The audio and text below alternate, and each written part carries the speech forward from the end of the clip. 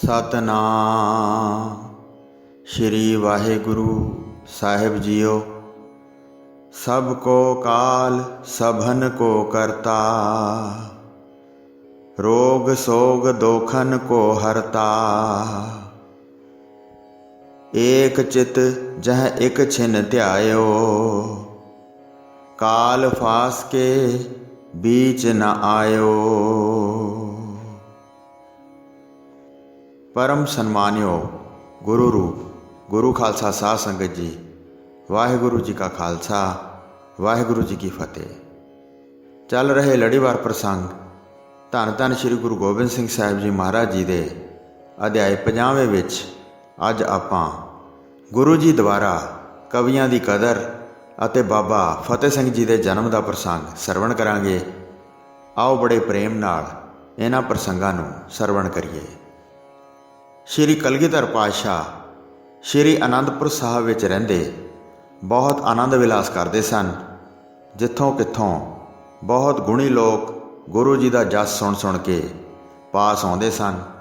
चारे कुंटां तो दूरों जां नेड़े तो जिस विच भी कोई विलखण गुण हुंदा सी, एक तां ओह धन की लालसा धारण करदा, दूसरा गुरु जी के दर्शन करन दी प्रसन्नता धारण करदा सी। साजो समान पाउंदे सन ते गुरु जी का जस पसारदे सन। तिवें तिवें आके कविता विच रचे रसां नूं सुणाउंदे सन। पूरब दखण पश्चिम अते उत्तर विच वसदे पंडित प्रशन करदे सन ते गुरु जी उत्तर दिंदे सन। जिहड़ा भी कविता विच काव्य ग्रंथ बनाउंदा सी, 9 रसां सहित जिहड़ी अलंकारां नाल फब्बी हुंदी सी, ओह सतगुरु जी दे द्वारे चल के आउंदा सी ते सुंदर कविता बना के सुणाउंदा सी। गुरु जी प्रसन्न हो के बहुत धन दिंदे सन। फिर बड़े आदर नाल गुरु जी उसनूं पास रख लेंदे सन। जिवें केशवदास कवि सी, वह बुंदेलखंड विच पैदा होया सी। उसदे पुत्र का नाम कुंवर सी। वह भी सुंदर कविता की रचना करता सी। बादशाह नौरंगा उसनूं तुरक बनाउणा चाहुंदा सी। उसनूं हिंदुआं विच वड्डा गुणी जाणिया। जद कुंवर ने इस प्रकार की खबर सुनी तां ओह घर अते देश छड्ड के चला गया। अपने हिरदे विच रहण वाले स्थान बारे विचार कीती, पर जहान विच ऐसा कोई भी थां प्राप्त ना होया। उसने श्री गुरु गोबिंद सिंह जी बारे खबर सुनी सी। एक गुरु जी ही नौरंगे वांग बहुत शक्ति वाले हैं। ओह ही मेरा धर्म निभाउणगे।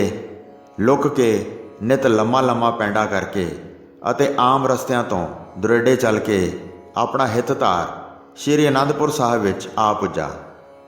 कीर्ति की सुंदर कविता रच के उस तरह उच्चारण करके गुरु जी नूं मिलिया। हे जगत गुरु जी, आसरा रहत होण करके मैं आप जी की शरण विच आया हाँ। तुसी समूह गुणां नूं धारन वाले हो। मैं सुनिया है तुसी निथावियां दा थां हो ते सदा निमाणियां दा वड्डा माण हो। निताणियां दा तुसी ताण हो। ऐसी तुहाडी शोभा जगत वाले कथन करते हैं। यह सुन के गुरु जी ने आदर नाल पास बिठाया। फिर ब्राह्मण ने अपना प्रसंग सुनाया। तुरकां दा तेज करके हिंदू बलहीन होए हैं। बहुतियां दा धर्म नाश करके अपने मजहब विच मिला लैंदा है। बहुत डर करके मैं इत्थे चल के आया हाँ। मैं अपना धर्म बचाउणा चाहुंदा हाँ।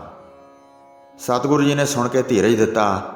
उसकी रोज़ की 5 रुपये तनख्वाह मिथ दी। उसनूं कहा, तेरे पिता जी वड्डे कवि हैं। उन्होंने पहला रोचक कवि प्रिया ग्रंथ की रचना की है। महाभारत ग्रंथ दिल नूं चंगा लगन वाला है। कईयां कवियां पासों ब्रिज भाषा विच बनवावांगे। इस तरह कह के सदा अपने पास रखिया। उस बारे सुन के विशेष कवि आउण लगे। बहुत धन दे के पास रखते सन। धीरजवान गुरु जी उन्हां नाल परचे रहिंदे सन। गुरु जी आप बाणी बनाउंदे सन। चंडी चरित्र आदि मन नूं भाउंदे सन।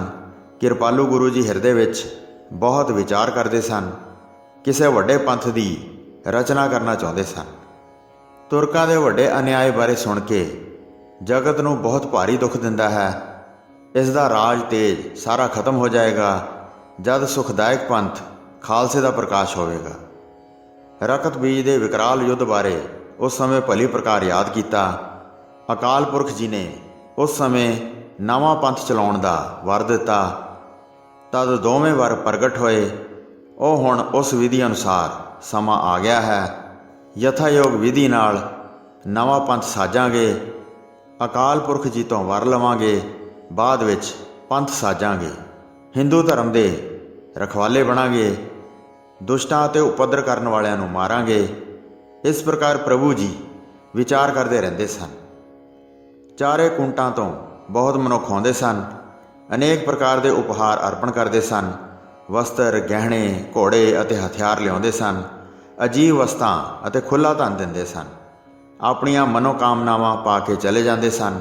चारे वर्णां दे लोग गुरु जी की कीर्ति का उचारण करते सन। अनेकां करामाती फकीर आउंदे सन। खुदा का अवतार जाण के मत्था टेकदे सन। सवाल जवाब करके दिल विच बहुत प्रसन्न हुंदे सन। कई पास रह के सेवा करते सन। उस तरह ही बहुत जोगी अते सन्यासी आउंदे सन। प्रकाशमई तेज वेख के पास आउंदे सन। जपी तपी अते वैरागी भेस वाले ਜਿਹੜੇ ਵੱਡੇ ਭਾਗਾਂ ਵਾਲੇ ਸਨ, ਉਹ ਗੁਰੂ ਜੀ ਦੇ ਦਰਸ਼ਨ ਕਰਦੇ ਸਨ। ਅਨੇਕ ਛੰਦਾਂ ਦੀ ਬਾਣੀ ਰਚਦੇ ਸਨ, ਜਿਹੜੀ ਸੁੰਦਰ ਸ਼ਿੰਗਾਰ ਰਸ ਵਿੱਚ ਰੰਗੀ ਹੁੰਦੀ ਸੀ। ਬਹੁਤ ਵੀਰ ਰਸ ਵਰਣਨ ਕਰਦੇ ਸਨ। ਸੁਣ ਕੇ ਯੁੱਧ ਵਿੱਚ ਸੂਰਮੇ ਧੀਰਜ ਧਾਰਨ ਕਰਦੇ ਸਨ। ਰੋਦ ਰਸ ਨਾਲ ਯੋਧਿਆਂ ਵਿੱਚ ਉਦਮ ਵੱਧਦਾ ਸੀ, ਜਿਵੇਂ ਸ਼ਸਤਰ ਲੱਗਣ ਨਾਲ ਕ੍ਰੋਧ ਵੱਧਦਾ ਹੈ। ਜਿਸ ਨਾਲ ਵਕਤਾ ਅਤੇ ਸਰੋਤੇ ਦੇ ਮਨ ਵਿੱਚ ਵੀਰਤਾ ਆ ਕੇ ਵੱਧਦੀ ਹੈ। ਜਗਤ ਵਿੱਚ ਕਈ ਐਸੇ ਕਾਇਰ ਹੁੰਦੇ ਹਨ, ਜਿਨ੍ਹਾਂ ਵਿੱਚ ਪੜ੍ਹ ਸੁਣ ਕੇ ਉਤਸ਼ਾਹ ਨਹੀਂ ਪੈਦਾ ਹੁੰਦਾ ਹੈ। ਰਣ ਖੇਤਰ ਦੀ ਮਹਾਨ ਮਹਿਮਾ ਕਹਿੰਦੇ ਹਨ। ਫਿਰ ਸਾਰੇ ਮਨੁੱਖ ਹਥਿਆਰ ਧਾਰਨ ਕਰਨਾ ਚਾਹੁੰਦੇ ਹਨ। ਗੁਰੂ ਜੀ ਦੇ ਪਾਸ ਬਹੁਤ ਕਵੀ ਆ ਕੇ ਰਹਿੰਦੇ ਹਨ। ਉਹ ਅਨੇਕ ਪ੍ਰਕਾਰ ਦੀਆਂ ਗੱਲਾਂ ਕਰਦੇ ਹਨ। ਮਨ ਭਾਉਂਦੇ ਪਦਾਰਥ ਪ੍ਰਾਪਤ ਕਰਦੇ ਹਨ। ਬਹੁਤ ਧਨ ਲੈ ਕੇ ਆਪਣਾ ਸਵਾਰਥ ਪੂਰਾ ਕਰਦੇ ਹਨ। ਮਹਾਭਾਰਤ ਗ੍ਰੰਥ ਦੇ ਸਾਰੇ ਅਧਿਆਏ, ਜਿਨ੍ਹਾਂ ਵਿੱਚ ਜੰਗ ਦੇ ਅਖਾੜਿਆਂ ਬਾਰੇ ਵਰਣਨ ਕੀਤਾ ਹੈ, ਉਹ ਕਵੀਆਂ ਪਾਸੋਂ ਕਹਿ ਕੇ ਬਣਵਾਏ। ਅਨੇਕਾਂ ਛੰਦ ਸੁੰਦਰ ਵਿਧੀ ਨਾਲ ਬਣਾਏ ਹਨ। ਸਾਹਿਬਜ਼ਾਦਾ ਅਜੀਤ ਸਿੰਘ ਬਹੁਤ ਪ੍ਰਸੰਨ ਹੋ ਕੇ ਆਪਣੇ ਸੁਖਦਾਤੇ ਪਿਤਾ ਜੀ ਦੇ ਪਾਸ ਬੈਠਦੇ ਹਨ। ਖੇਡਦੇ ਹੋਏ ਸ਼੍ਰੀ ਜੁਝਾਰ ਸਿੰਘ ਜੀ ਆਉਂਦੇ ਹਨ।